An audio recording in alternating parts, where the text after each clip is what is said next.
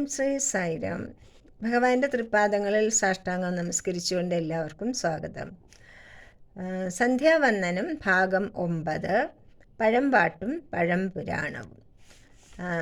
നൂറ്റാണ്ടുകളായി മലയാളി മനസ്സിനെ അഗാധ ആകർഷിച്ചുകൊണ്ടിരിക്കുന്നതും മലയാളികൾ ഒരുപാട് പാടുന്നതുമായ ഒരു അവതാര കീർത്തനമാണ് ഇന്ന് നമ്മൾ പഠിക്കാൻ പോകുന്നത്. പൂന്താനം നമ്പൂതിരിയുടെ സുന്ദരമായ ലളിതമായ ശൈലിയിലൂടെയുള്ള ഒരു ദശാവതാര കീർത്തനമാണത്. അതിനു മുമ്പ് അതിനെപ്പറ്റി ദശാവതാരത്തെപ്പറ്റി ഒരു ചെറിയ ശ്ലോകമുണ്ട്. അതുണ്ടെങ്കിൽ നമുക്ക് പെട്ടെന്ന് ഓർമ്മിക്കാൻ പറ്റും. കുട്ടികൾക്ക് പറഞ്ഞു കൊടുത്താൽ ഷോർട്ടായിട്ട് ഏതൊക്കെയാണ് അവതാരങ്ങൾ എന്ന് പറഞ്ഞാൽ പെട്ടെന്ന് അവർക്ക് ഓർത്തെടുത്ത് പറയാൻ പറ്റും. അതാദ്യം പറയാം.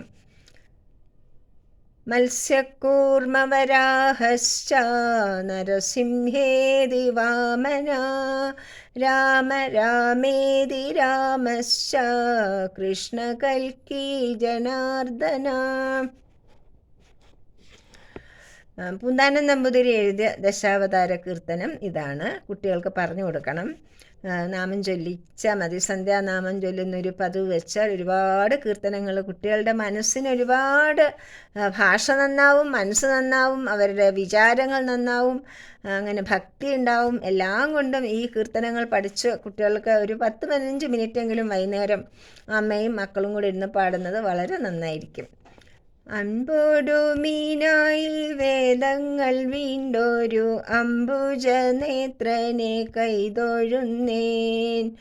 ആമയായി മന്ദരം താങ്ങി നിന്നിടുന്ന താമരക്കണ്ണനെ കൈതൊഴുന്നേൻ.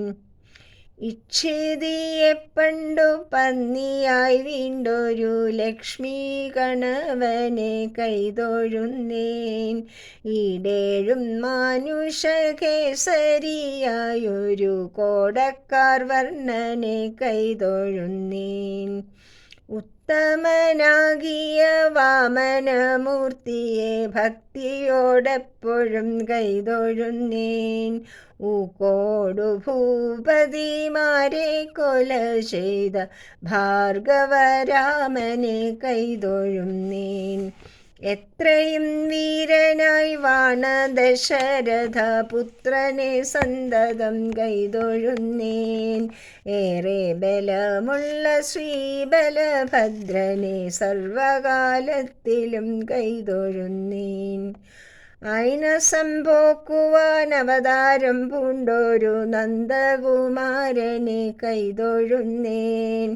ഒക്കെയൊടുക്കുവാൻ മേലിൽ പിറക്കുന്ന കൽക്കിയെ തന്നെ ഞാൻ കൈതൊഴുന്നേൻ.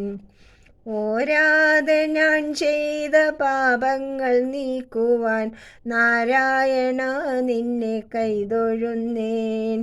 ഔവഴി നിൻകഴൽ താരോടു ചേരുവാൻ ദേവകി നന്ദന കൈതൊഴുന്നേൻ. അമ്പാടി തന്നിൽ വളരുന്ന പൈതലെ കുമ്പിട്ടു ഞാനിതാ കൈതൊഴുന്നേൻ.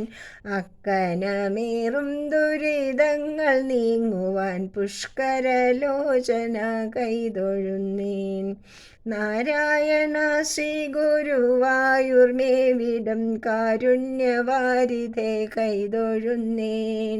നാരായണ ജയ നാരായണ ജയ നാരായണ ജയ നാരായണ. ഇതിൽ ഐനസം എന്ന് വെച്ചാൽ പാപം എന്നാണ് അർത്ഥം. അപ്പോൾ പാപം തീർക്കുവാനായിട്ട് ഔവഴി എന്നൊരു വാക്കുണ്ട്. ആ വഴി എന്നുള്ള അർത്ഥമാണ്. ഓരാതെ എന്ന് വെച്ചാൽ ഓർക്കാതെ അറിയാതെ ഞാൻ ചെയ്ത പാപങ്ങൾ, അതാണ് അർത്ഥം. അക്കനമേറെന്ന് വെച്ചാൽ പ്രകൃതിയാണ്, നമ്മുടെ പ്രകൃതി. അക്കനമേറും ദുരിതങ്ങൾ നീക്കുക, നമ്മുടെ പ്രകൃതി കൊണ്ട് പ്രകൃതി സംഭവങ്ങളാകുന്ന ദുരന്തങ്ങളൊക്കെ ഇല്ലാതെയാക്കുവാനായിട്ട് ഭഗവാനെ പ്രാർത്ഥിക്കുകയാണ് നമ്മൾ. അപ്പോൾ അങ്ങനെ, അതായത് ലൗകിക ജീവിതത്തിൽ ഉണ്ടാകുന്ന സങ്കടങ്ങൾ നീക്കിത്തരണേ എന്ന് പ്രാർത്ഥിക്കുകയാണ്. അപ്പോൾ ഇതിൽ ഒരു വലിയ തത്വസംഹിത ഒളിഞ്ഞു കിടക്കുന്നുണ്ട്. ഇന്ന് കഥയ്ക്ക് അതാണ് പറയാൻ പോകുന്നത്. എന്ന് വെച്ചാൽ ഇത് നമ്മൾ നോക്കിയാൽ യുഗങ്ങൾക്ക് മുൻപ് തന്നെ യുഗങ്ങളായിട്ട് നമ്മളുടെ ആചാര്യന്മാർ, ഋഷിവര്യന്മാർ പിന്നെ പരിണാമ സിദ്ധാന്തമാണ് ഈ അവതാര കീർത്തനത്തിലൂടെ എഴുതി വച്ചിരിക്കുന്നത്.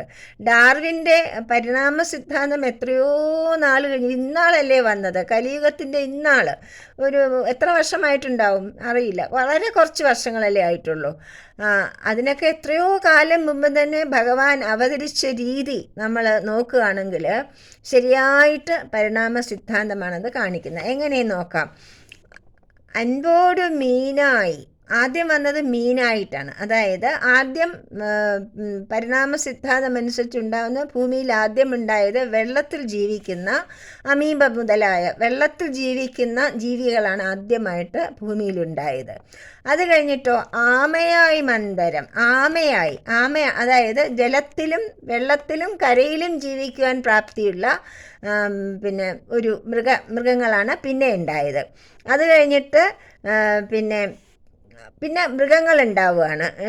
പിന്നെ പന്നി എന്ന് പറയുമ്പം ഒരു മൃഗങ്ങളെ പ്രതിനിധീകരിക്കുന്ന വരാഹാവതാരം. അതായത് പന്നി എന്ന് വെച്ചാൽ വരാഹം എന്ന് പറയുമ്പോൾ പിന്നെ ഒരു കുറച്ചും കൂടെ വലിയൊരു മൃഗമായിട്ടുള്ള ഒരു ഇതാണ്. അതിന് വെള്ളത്തിലും ഇറങ്ങാം, പക്ഷെ അത് ജീവിക്കുന്നത് കരയിലാണ്. വെള്ളത്തിൽ ഇറങ്ങുന്നതുകൊണ്ട് കുഴപ്പമില്ല, വെള്ളത്തിൽ നീന്താനൊക്കെ പറ്റും, പക്ഷെ ജീവിക്കുന്നത് കരയിലാണ്. അത് കഴിയുമ്പോഴോ അടുത്ത സംസ്കാരം എന്താണ്? പകുതി മനുഷ്യനും നരസിംഹമാണ് അവതരിക്കുന്നതായിട്ട് പറയപ്പെടുന്നത്. അതായത് പകുതി മനുഷ്യനും പകുതി മൃഗവും, അതായത് പൂർണ്ണമായി മനുഷ്യനായിട്ട് മാറാത്ത മൃഗീയമായ മൃഗങ്ങളുടേതായ കുറച്ച് സംസ്കാരങ്ങളും കൂടെ ഉണ്ട്. അങ്ങനെയുള്ള ഒരു മിക്സഡ് ആയിട്ടുള്ള ഒരു ജീവജാലങ്ങളാണ് പിന്നെ ഉണ്ടായത്. അത് കഴിഞ്ഞിട്ടോ വാമനൻ ഉണ്ടാകണം. വാമനൻ എന്ന് പറയുമ്പം ഒരു മനുഷ്യൻ തന്നെയാണ്, പക്ഷേ പൂർണ്ണ വളർച്ച എത്തിയിട്ടില്ല. കുള്ളനായിട്ടാണ് കാണിക്കുന്നത്, പൂർണ്ണ വളർച്ച എത്താത്ത. അപ്പോൾ കുള്ളനായിട്ടുള്ള ഒരു വാമന മൂർത്തി, പക്ഷേ അത് സൗന്ദര്യവും പിന്നെ സംഭാഷണ ചാതുരിയും ബുദ്ധിശക്തിയൊക്കെ വളരെ വികസിച്ച് കഴിഞ്ഞ അങ്ങനെ ഒരു പിന്നെ മനുഷ്യനിലേക്കുള്ളൊരു പരിണാമമാണ് പിന്നെ നമ്മൾ കാണുന്നത്.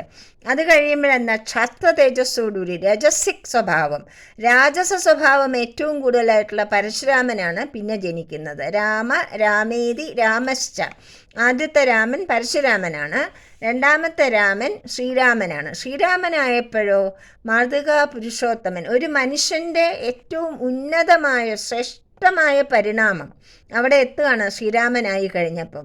ബലരാമനായപ്പോഴത്തേക്കും കർഷക വൃത്തിയിലൊക്കെ, അതാണ് അദ്ദേഹത്തിന് ഹലവും ഒലക്കയുമാണ് അദ്ദേഹത്തിൻ്റെ ആയുധങ്ങൾ. അതെന്താണ് കാണിക്കുന്നത്? കൃഷി ചെയ്യാൻ ഇത് വേണം, നെല്ല് കുത്തി അരിയാക്കുവാൻ ഒലക്ക വേണം, ഇല്ലേ? അപ്പോൾ അതാണ് ബലരാമൻ്റെ ഇത് കാണിക്കുന്നത്.